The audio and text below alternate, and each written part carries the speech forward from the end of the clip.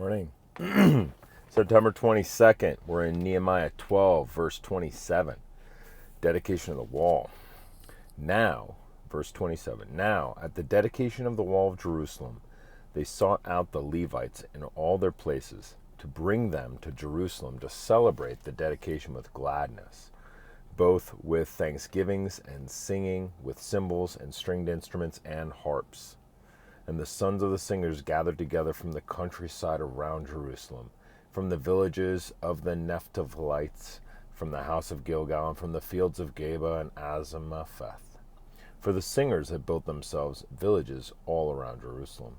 Then the priests and Levites purified themselves, and purified the people, the gates, and the wall. So I brought the leaders of Judah up on the wall, and appointed 2 large thanksgiving choirs. One went to the right hand of the wall toward the refuse gate.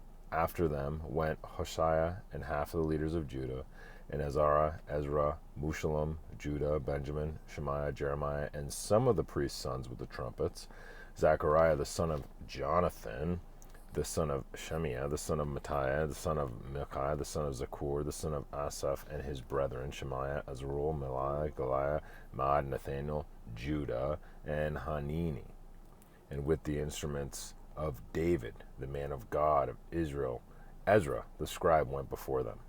By the fountain gate in front of them, they went up the stairs of the city of David, and the stairway of the wall beyond the house of David, as far as the water gate eastward.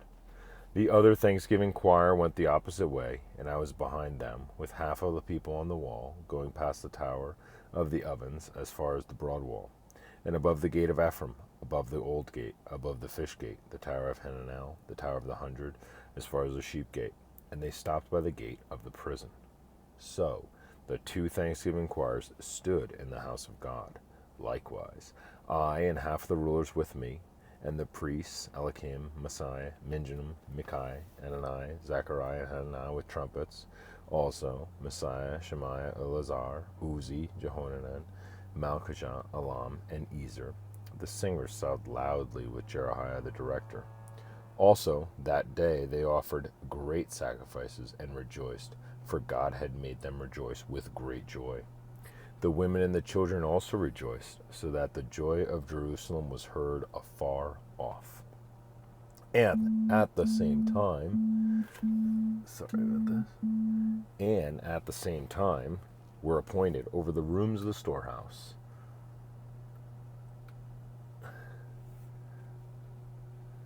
for the offerings, the first fruits and the tithes, to gather into them from the fields of the cities the portions specified by the law for the priests and the Levites. For Judah rejoiced over the priests and the Levites who ministered. Both the singers and the gatekeepers kept the charge of their God and the charge of the purification, according to the command of David and Solomon his son. For in the days of David and Asaph of old there were chiefs of the singers, and songs of praise and thanksgiving to God. In the days of Zerubbabel and in the days of Nehemiah, all Israel gave the portion for the singers and the gatekeepers, a portion for each day. They also consecrated holy things for the Levites, and the Levites consecrated them for the children of Aaron.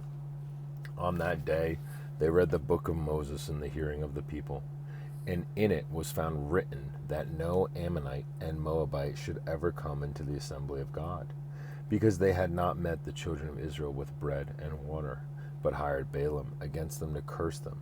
However, our God turned the curse into a blessing. So it was, when they had heard the law, that they separated all the mixed multitude from Israel. Nehemiah left Jerusalem in about 433 BC and returned to his post in Susa as King Artaxerxes' cupbearer. So now we go to Nehemiah 13, verse 4. Now before this, Eliashib, the priest, having authority over the storerooms of the house of our God, was allied with Tobiah, and he had prepared for him a large room, where previously they had stored the grain offerings, the frankincense, the articles, the tithes of grain, the new wine and oil, which were commanded to be given to the Levites and singers and gatekeepers, and the offerings for the priests. But during all this I was not in Jerusalem, for in the 32nd year of Artaxerxes, king of Babylon, I had returned to the king. Moreover, from the time I was appointed to be their governor in the land, we go to Nehemiah 5, verse 14. Moreover, from the time that I was appointed to be their governor in the land of Judah, from the 20th year until the 32nd year of King Artaxerxes, 12 years, neither I nor my brothers ate the governor's provisions. But the former governors who were before me laid burdens on the people, and took them from bread and wine, besides 40 shekels of silver. Yes, even their servants bore rule over the people. But I did not do so, because of the fear of God. Indeed, I continued the work on this wall, and we did not buy any land. All my servants were gathered there for the work. And at my table were 150 Jews and rulers, besides those who came to us from the nations around us. Now, that which prepared daily was 1 ox and 6 choice sheep. Also, fowl were prepared for me, and once every 10 days an abundance of all kinds of wine. Yet in spite of this, I did not demand the governor's provisions, because the bondage was heavy on his people. Remember me, my God, for good, according to all that I have done for this people. Nehemiah 13:6. Then, after certain days, I obtained leave for the king, and I came to Jerusalem and discovered the evil that Eliashib had done for Tobiah in preparing a room for him in the courts of the house of God. And it grieved me bitterly. Therefore, I threw all the household goods of Tobiah out of the room. Then I commanded them to cleanse the rooms, and I brought them into the articles of the house of God with the grain offering and the frankincense. Nehemiah 13:10. I also realized that the portions for the Levites had not been given them, for each of the Levites and the singers who did the work had gone back to his field. So I contended with the rulers and said, "Why is this the house of God forsaken?" And I gathered them together and set them in their place. Then all Judah brought the tithe of the grain and the new wine and the oil to the storehouse. And I appointed as treasurers over the storehouses Shelemiah, the priest, and Zadok the scribe, and the Levites. Pedadiah, the next to them, was Hanan the son of Zakur, the son of Mattaniah, for they were considered faithful, and their task was to distribute to their brethren. Remember me, O God, concerning this, and do not wipe out my good deeds that I have done for the house of my God, and for its services.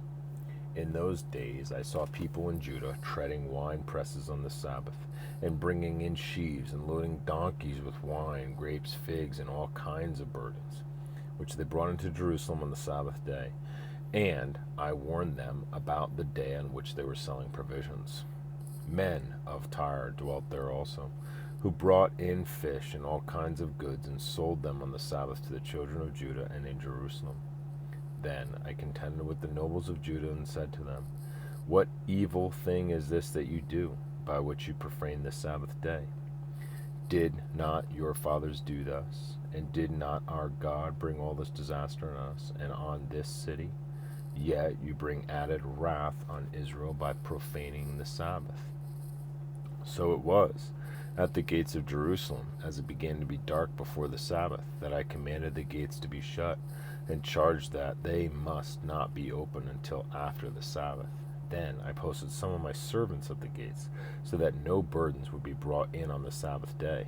Now the merchants and sellers of all kinds of wares lodged outside Jerusalem once or twice. Then I warned them, and said to them, "Why do you spend the night around the wall? If you do so again, I will lay hands on you." From that time on they came no more on the Sabbath.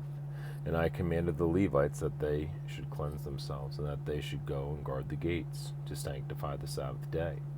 Remember me, O my God, concerning this also, and spare me according to the greatness of your mercy. In those days I also saw Jews who had married women of Ashdod, Ammon, and Moab, and half of their children spoke the language of Ashdod, and could not speak the language of Judah, but spoke according to the language of one or the other people. So I contended with them and cursed them, struck some of them, and pulled out their hair, and made them swear by God, saying, "You shall not give your daughters as wives to their sons, nor take their daughters for your sons or yourselves. Did not Solomon, king of Israel, sin by these things? Yet among many nations there was no king like him, who was beloved of his God, and God made him king over all Israel. Nevertheless, pagan women caused even him to sin. Should we then hear of your doing all this great evil, transgressing against our God by marrying pagan women?" And one of the sons of Joiada, the son of Eliashib, the high priest, was a son-in-law of Sanballat the Horonite. Therefore I drove him from me. Remember them, O my God, because they have defiled the priesthood and the covenant of the priesthood and the Levites. Thus I cleanse them of everything pagan. I also assign duties to the priests and the Levites, each to his service, and to bringing the wood offering and the firstfruits at appointed times. Remember me, O my God, for good. Now Malachi's ministry may have occurred during the time of Nehemiah's absence from Jerusalem, beginning around 433 BC. So we're going to flip over to Malachi 1:1. The burden of the word of the Lord to Israel by Malachi. I have loved you, says the Lord, yet you say, in what way have you loved us? Was not Esau Jacob's brother, says the Lord? Yet Jacob I have loved, but Esau I have hated, and laid waste his mountains and his heritage for the jackals of the wilderness. Even though Edom has said, we have been impoverished, but we will return and build the desolate places. Thus says the Lord of hosts, they may build, but I will throw down. They shall be called the territory of wickedness, and the people against whom the Lord will have indignation forever. Your eyes shall see, and you shall say, the Lord is magnified beyond the border of Israel. A son honors his father, and a servant his master. If then I am the father, where is my honor? If I am a master, where is my reverence, says the Lord of hosts? To you, priests, who despise my name, yet you say, in what way have we despised your name? You offer defiled food on my altar, but you say, in what way have we defiled you? By saying, the table of the Lord is contemptible. And when you offer the blind as a sacrifice, is it not evil? And when you offer the lame and sick, is it not evil? Offer it then to your governor. Would he be pleased with you? Would he accept you favorably? Says the Lord of hosts. But now entreat God's favor, that he may be gracious to us. While this is being done by your hands, will he accept you favorably, says the Lord of hosts. Who is there even among you who would shut the doors, so that you would not kindle fire on my altar in vain? I have no pleasure in you, says the Lord of hosts, nor will I accept an offering from your hands. For from the rising of the sun even to its going down, my name shall be great among the Gentiles. In every place incense shall be offered to my name, and a pure offering. For my name shall be great among the nations, says the Lord of hosts. But you profane it, in that you say, the table of the Lord is defiled, and its fruit, its food, its contemptible. So you also say, oh, what a weariness, and you sneer at it, says the Lord of hosts. And you bring the stolen, the lame, and the sick. Thus you bring an offering. Should I accept this from your hand, says the Lord? Be cursed, be the deceiver, who has in his flock a male, and takes a vow, but sacrifices to the Lord what is blemished. For I am a great king, says the Lord of hosts, and my name is to be feared among the nations. And now, O priests, this commandment is for you, if you will not hear, and if you will not take it to heart, to give glory to my name, says the Lord of hosts. I will send a curse upon you, and I will curse your blessings. Yes, I have cursed them already, because you do not take it to heart. Behold, I will rebuke your descendants and spread refuse on your faces, the refuse of your solemn feasts, one will take you away with it. Then you shall know that I have sent this commandment to you, that my covenant with Levi may continue, says the Lord of hosts. My covenant was with him, one of life and peace, and I gave them to him that he might fear me. So he feared me, and was reverent before my name. The law of truth was in his mouth, and injustice was not found on his lips. He walked with me in peace and equity, and turned many away from iniquity.